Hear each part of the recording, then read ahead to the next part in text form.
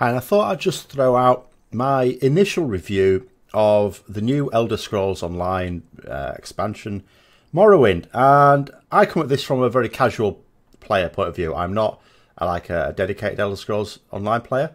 Obviously, as people on my channel will know, and if you're new to my channel, you'll soon see.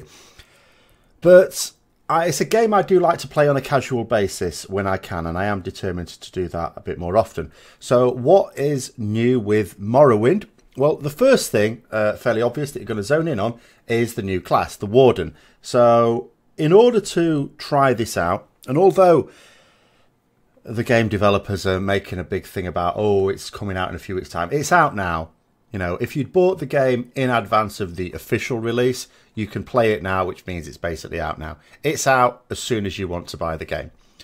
So I was having a go at this yesterday, and I started a Warden character. And I knew nothing about this, really. I'd obviously seen the trailer and read a couple of bits, but I hadn't done anything in terms of like beta testing or anything like that. So it was all new to me in terms of what we're going to be expecting.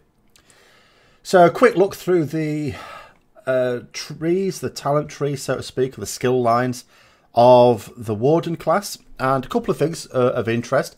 One of which is that when you look at the trailer, and I know it's a trailer and it's a cinematic trailer and you don't get the actual idea, it looked to me to be a pet class, didn't it? You know, Warden comes in and he's got these pets to help out, including the big bear, and you sort of feel a bit of a pet class, a bit like a sorcerer perhaps. But that's not quite how it is, because although there's a skill line that uses attacks with animal companions, they're just used for the purpose of that attack. You don't have a permanent companion like the sorcerer. And the big bear is the ultimate ability for that skill line, but that's okay, that's cool. And the other one that I found intriguing was the healing line. So this is a class now that has a healing line like the template. So the template is no longer the only one to get that has any form of group healing without the restoration staff. And then I obviously got one of each of those skill lines, and I'm going around and leveling a bit, and I notice that one of the morph abilities for the first healing spell in the spell line allows you to have it as a stamina ability. Now that's really interesting, because when I played a Templar, that's the one that's my highest level in the game, and there are a couple of abilities in there which, you know, class lines usually use magicka and weapon lines traditionally use stamina, and there are a couple of morphs in there that allowed you to turn some magicka class abilities into stamina based abilities, because they're the sort of abilities that you would largely use with a stamina build. So if you want to go lots of stamina, it doesn't mean that you have to neglect these abilities. So to be able to do that with a healing line, I thought was really interesting, and again allows you to go very stamina heavy with this, and potentially also still be fairly useful with some of these healing or group utility abilities, because yeah, it looks like you also get some nice little buffs as well. So potentially a good support class. So in terms of what I've done so far, and I've only obviously done a few levels, I spent an hour or two wandering around and trying things out. Actually, I'm quite liking the Warden class. I also got a few shiny things because I got the digital collector's edition.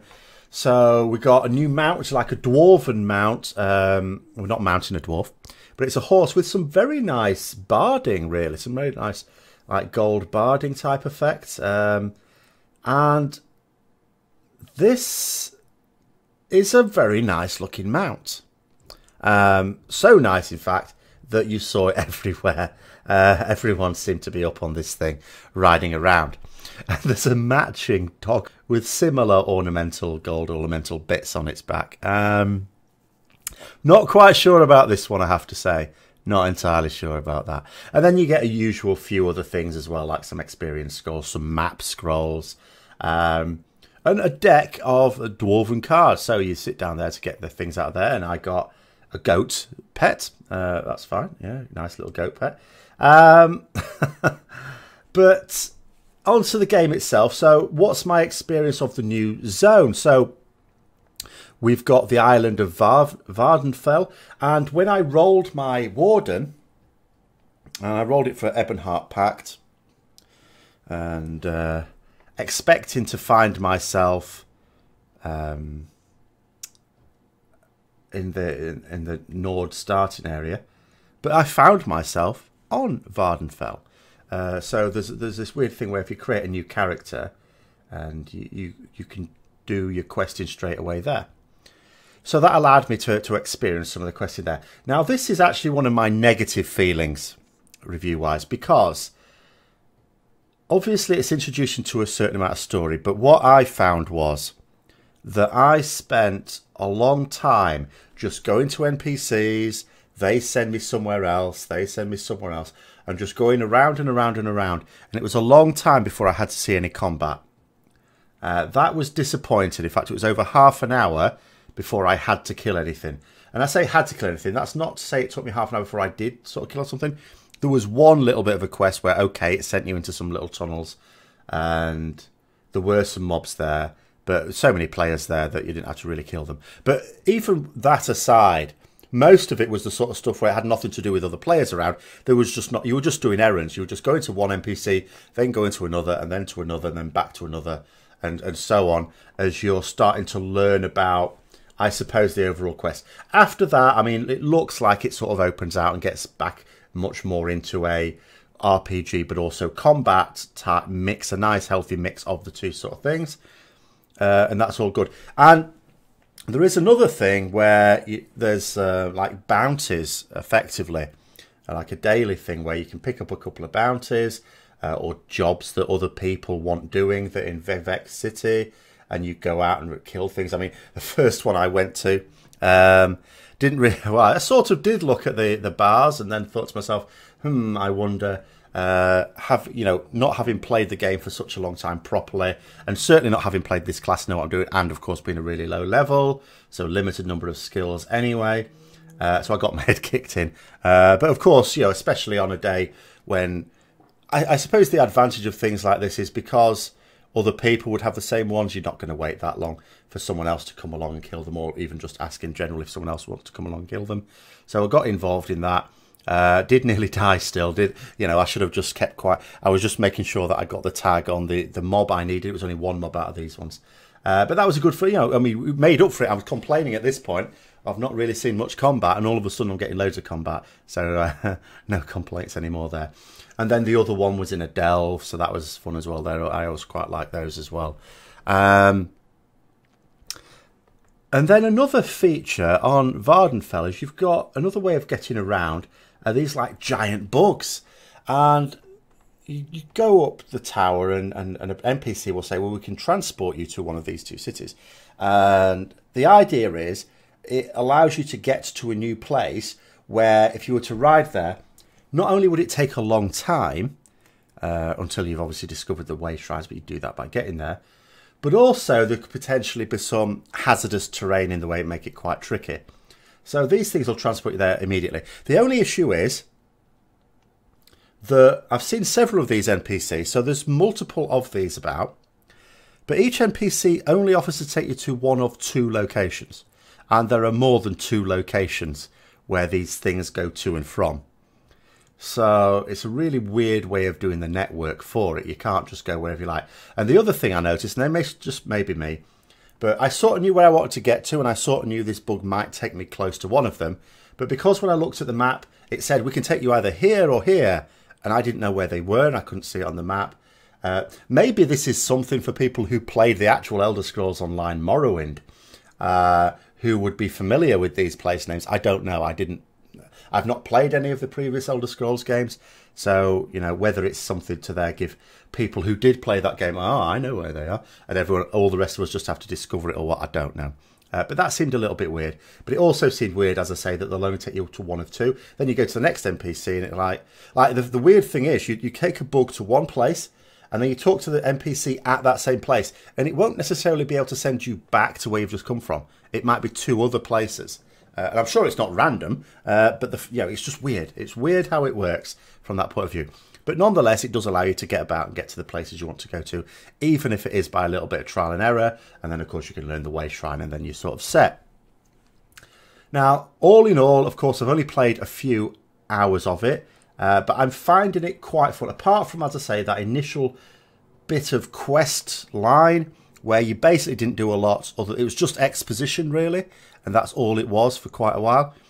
At that point, it actually did start to get a lot better, and I am looking forward to going back into it. I'm not going to decide to go, okay, well, I'll just go back to the other zones that I'm familiar with where I know there's a good storyline. I am actually now quite interested in it. It just, I thought it had a bad start, really, with too much exposition and too much, running around, riding around, fanning about, not doing a lot. And Vivek City itself, until you get the hang of it, it's on multi stories, and it's not always obvious exactly how to get to the place you want to get to. But yeah, once you get the hang of it, it's fine. That's fine as well. So that's okay too. The only other thing I'm going to add in here, and this is a bit of content that I haven't tried yet, and I'm certainly not going to rush into trying, is I've always said that Elder Scrolls Online has a brilliant PvP system. The idea of this open world area for PvP, and they don't mix PvE and PvP zones, and the fact that it's real warfare. You go to the PvP areas, it's real warfare. You're sieging places, or you're defending a fort, or you're going around harrying forces, or capturing smaller objectives, or even just ambushing people on their way past, and scouting, and all the sorts of things that make it feel like real warfare are very much in there. And this is something that's missing from some MMOs. Like typical MMOs, I've always been disparaging of the capture the flag or something like that, because it's just like, that's not PvP, that's not warfare, that's just a silly game, that's a child's game, isn't it? So I am a little disappointed that they've actually introduced this form of PvP into Elder Scrolls Online. However, having said that, it shouldn't detract from the really large scale PvP, which is what I love about it. So it's one of those things, I guess you can take it or leave it. And if people do like that small scale, capture the flag type stuff, and it will be more interesting being 4v4v4 as opposed to simply two teams against each other. This 3 faction thing, which really works well in PvP, again, adds a certain amount of interest to it, definitely. But it's one of those things, yeah, it's one of those things. It's not going to detract from the content I like, so it's not really a thing that I don't think should be in. It's just to say what I think about that. But anyway, that's just a quick rundown, as I say, of the content that I was able to do and enjoy on that.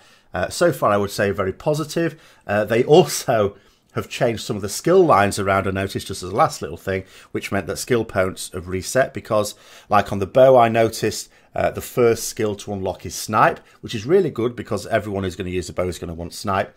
The poison arrow one, which was first, is no longer, and that's, so maybe what they've done, I don't know, I'm sure they've said something on this, and proper Elder Scrolls players will know this, but I'm guessing what they've done is they've looked at the ones, look, people are saying, look, we don't always want this skill, but everyone wants this skill for that weapon, so why don't you just put that one first? And that's pretty good as well.